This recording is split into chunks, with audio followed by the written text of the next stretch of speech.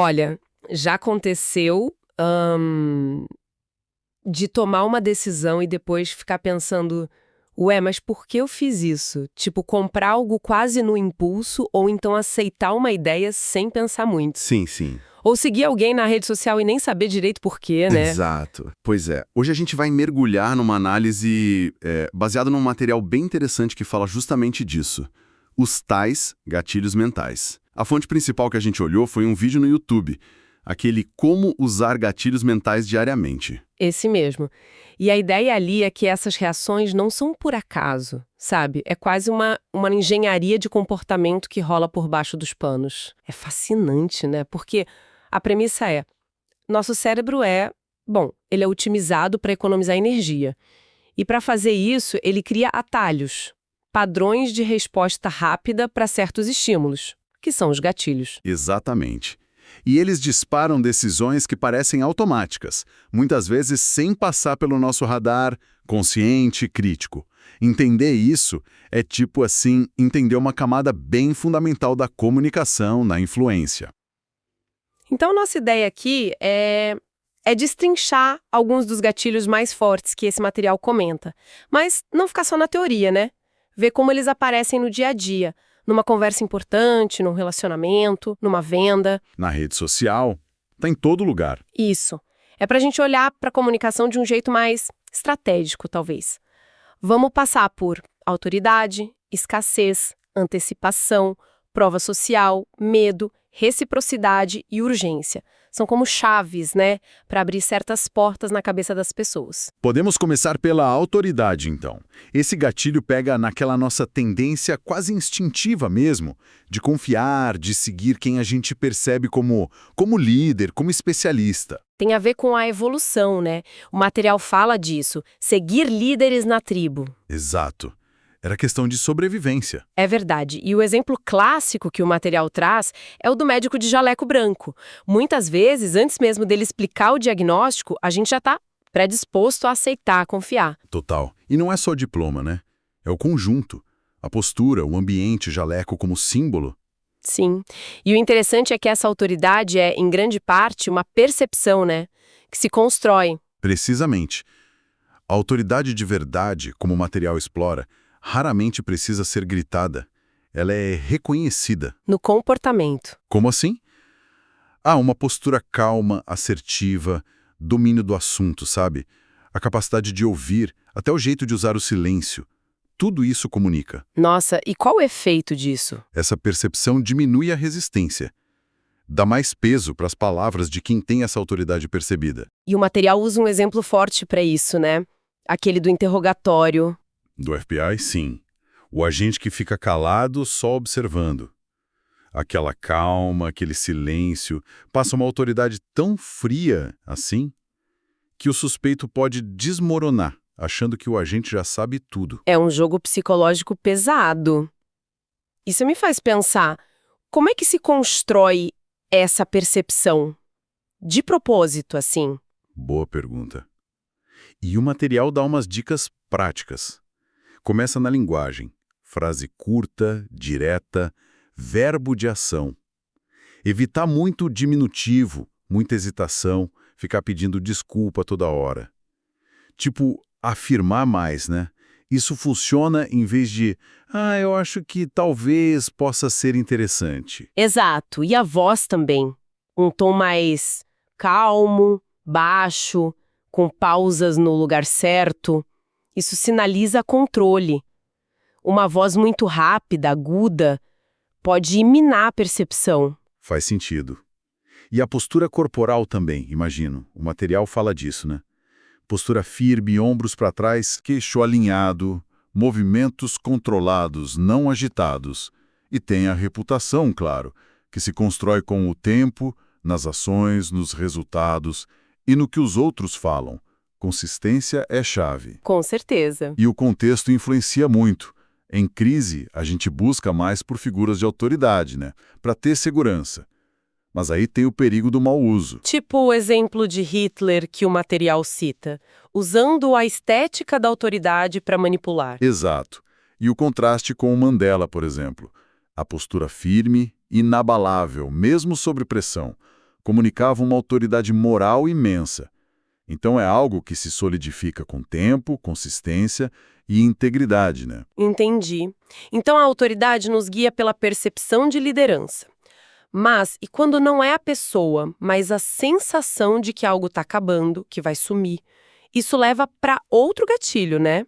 A escassez. Exatamente. A escassez, ela ataca direto no medo de perder. A tal da aversão à perda. Aquela placa de últimas unidades, a promoção que acaba hoje. Mesmo que a gente nem quisesse tanto aquilo antes, né? Isso. A ideia de que pode não estar mais disponível já cria uma urgência. E a explicação psicológica é antiga. Garantir recurso raro era sobreviver. E não é só quantidade de produto, né? O material detalha bem isso. Pode ser escassez de tempo. Uma oferta relâmpago. Ou escassez de acesso. Tipo, clube fechado, informação só para alguns. Ou até uma pessoa que parece emocionalmente difícil. Com certeza. Tudo isso aumenta o valor percebido do que é escasso. A percepção de valor muda muito com a disponibilidade. E os exemplos que o material traz são ótimos. O da De Beers com os diamantes. Emblemático. Pegaram uma pedra que nem era tão rara e criaram um símbolo de status, de amor eterno. Como? Controlando a oferta e com um marketing pesadíssimo para criar essa aura de raridade. Nossa! E o iPhone? O primeiro lançamento? Outro caso. Poucas unidades, filas gigantes. Transformou o produto num objeto de desejo, de status, na hora. Foi uma aula de criar valor pela limitação percebida. Impressionante como a gente vê isso em todo lugar. Nas redes sociais, os stories que somem 24 horas criam uma urgência que o post fixo não tem. Ou close friends, né? A acesso restrito. Exato. E em relacionamentos? O material sugere que estar sempre disponível pode até diminuir o valor percebido. Entregar atenção em doses, com espaço, pode aumentar o interesse. Até numa negociação, quem parece não precisar fechar o acordo a qualquer custo, quem demonstra essa escassez de necessidade, geralmente tem mais poder ali na mesa. O ponto-chave, então, é a percepção de que algo é limitado. É isso. O poder está na percepção de escassez e acesso restrito. É a arte de ser desejado pelo que não está totalmente ali, garantido. Mas tem que ter equilíbrio, né? Exagerar soa falso, entregar demais banaliza. Mas a gente tende a valorizar mais o que a gente sente que pode perder. Faz sentido. É a psicologia em ação. Ok. Se a escassez joga com o medo da perda, agora tem outro gatilho que fisga a gente pela promessa do futuro. Aquela coisa do e depois. A antecipação. Perfeita antecipação. A arte de criar desejo pelo que ainda não chegou. É aquela pessoa que fala, nossa, preciso te contar uma coisa incrível depois. E te deixa pensando. É o trailer do filme, que mostra as melhores partes sem entregar o final. Ou o presente embrulhado. O cérebro adora isso, né? Preencher a lacuna. E tem a neurociência por trás, que o material comenta. A dopamina. O prazer, a motivação. Explica muita coisa. Com certeza. Por isso que funciona tanto. O material cita os lançamentos da Apple com Steve Jobs, sempre tinha o One More Thing no final. Criava aquele clímax. E os títulos de vídeo, você não vai acreditar. Pura antecipação. Contagem regressiva, teaser, tudo isso alimenta. E conecta com a escassez também. O que está prometido, mas não entregue, parece mais raro, mais valioso. E, na prática, como usar isso de forma sutil? O material sugere não entregar tudo de uma vez numa conversa, soltar pistas. Ou terminar uma conversa deixando uma ponte para o futuro. Isso foi só o começo, na próxima a gente aprofunda em. Mas tem um alerta importante no material, né? Antecipar não é enrolar. De jeito nenhum. A entrega tem que corresponder ou até superar a expectativa. Se a promessa é vazia, vira frustração, quebra a confiança. E isso é péssimo. É um risco da manipulação, né? Promessa vazia, joguinho em relacionamento. Exato. Táticas de seita usam muito isso de forma negativa. O uso positivo, o vício positivo que o material fala, é gerar expectativa e depois entregar mais. Aí sim, a curiosidade vira respeito, lealdade. É preparar para algo real, não criar castelo no ar. Interessante essa dança entre expectativa e entrega. Agora, saindo um pouco desse desejo individual e indo para a influência do grupo, tem outro gatilho forte. A prova social. Ah, sim, a prova social. Nossa tendência de olhar o que os outros estão fazendo para guiar nossas ações, principalmente quando a gente está na dúvida. O exemplo clássico do restaurante cheio versus o vazio, né? Se tem muita gente, deve ser bom. E o instinto de sobrevivência de novo. Seguir o grupo geralmente era mais seguro. Aceitação. Funciona como atalho, né? Se um monte de gente está fazendo, deve ser ok. Likes, comentários, seguidores, depoimentos, fila na porta, tudo é sinal de prova social. O material cita a Amazon com o mais vendido, os influenciadores mostrando o teste de usuário. É um teatro do valor. A popularidade parece validar a qualidade. E não é só número, né? A relevância importa. Total. 10 depoimentos de gente parecida com seu público valem mais que 1000 likes aleatórios. A forma como você mostra a prova social faz diferença. E o legal é que o material frisa não precisa ser famoso para usar isso. Essa parte é boa.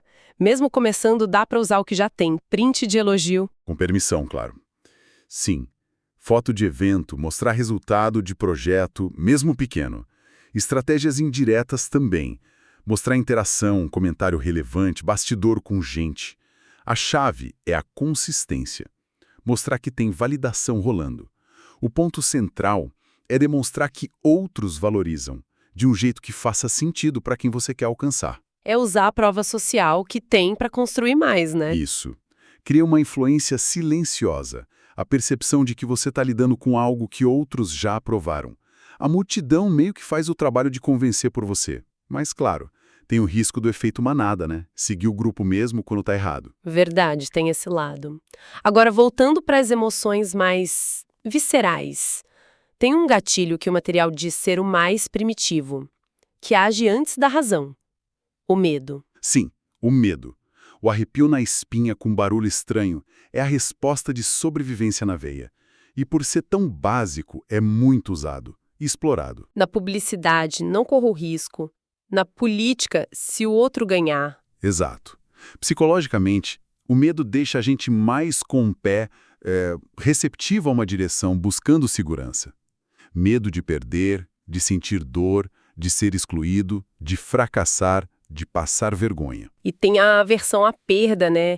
Que o Cialdini fala, a gente se motiva mais para evitar perder do que para ganhar algo igual. Precisamente. E os exemplos são muitos. O vendedor de seguro pintando o cenário de dificuldade. Manipulação em relacionamento com ameaça velada. Se não fizer isso, vai me perder. Ou a mídia focando só em crise, mantendo a audiência em alerta. O medo pode paralisar, mas também pode direcionar. Depende de como é usado. Mas o material também fala de um uso mais estratégico, até positivo. O exemplo do Churchill. Sim, ele não escondeu a dureza da guerra. Sangue, suor e lágrimas. Usou o medo real do inimigo para unir e mobilizar. E tem a autoindução, né? O medo de não realizar o potencial, de ter uma vida medíocre, como combustível para ação. Muitos realizadores usam isso. E tem o uso sutil. Tem certeza que vai deixar essa oportunidade passar? Não é ameaça direta, mas invoca o medo do arrependimento. Como lidar com isso, então, para se proteger ou usar com ética? A sugestão é questionar. Esse medo é real ou criado? Serve para proteger ou para aprisionar? Dá para transformar em ação positiva? Dominar o medo, não ser refém e usar com responsabilidade, claro. Para alertar de risco real, motivar para o bem, nunca para explorar ou prejudicar. É uma ferramenta delicada mesmo. Se o medo afasta ou faz buscar proteção, tem outro gatilho que cria conexão, uma obrigação positiva, a reciprocidade. Ah, reciprocidade.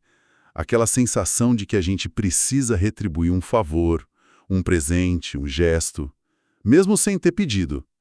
A dívida é invisível. Isso vem da evolução também, né? Parece que sim. Nos grupos antigos, cooperação era vital. Quem só recebia e não retribuía era mal visto, um parasita.